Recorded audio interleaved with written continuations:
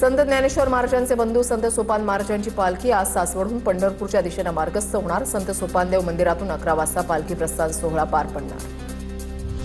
पुण्यामध्ये पालखी सोहळ्यामध्ये चोरीच्या घटना रोखण्यासाठी पोलिसांनी 79 संशयितांना ताब्यात घेतलं। यामध्ये महिला आणि पुरुषांचा समावेश। सर्वांची चौकशी सुरू। लाखो वारकऱ्यांच्या सुरक्षेसाठी पोलिसांकडून विशेष खबरदारी। मोर तालुक्यामधल्या रायरेश्वर ते पंढरपूर पायी दिंडीचं पंढरपूरकडे प्रस्थान। टाळ मृदंगाच्या निनादामध्ये विठुरायाच्या नामघोषात परिसर दुमदुमला। दिंड्यांची विधिवत पूजा करून आरती करत प्रस्थान।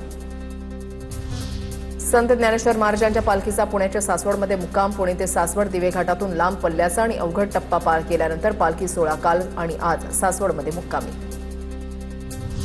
पुण्याच्या शिंगणे गावात 4 वर्षीय मुलीच्या छेडछाडीचं प्रकरण। आरोपी मोहम्मद शहाच्या विरोधात कठोर कारवाई करण्याची मागणी करत हिंदू जनआक्रोश मोर्चाचं आयोजन। गोपीचंद पडळकर आणि संग्राम बापू भंडारी उपस्थित राहणार।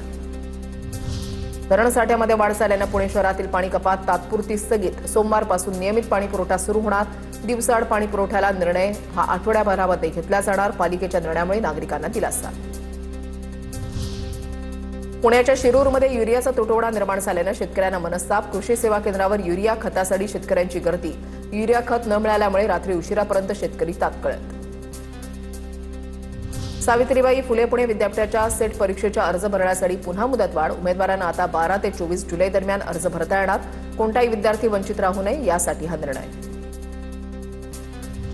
पुण्यातल्या डेक्कन परिसरामधील कॅफेवरील कारवाई प्रकरण। पीएसआय संदीप कदम यांचं निलंबन मागे। कर्तव्य बजावणाऱ्या अधिकाऱ्याला पुन्हा सेवेत हजर होण्याचे आदेश।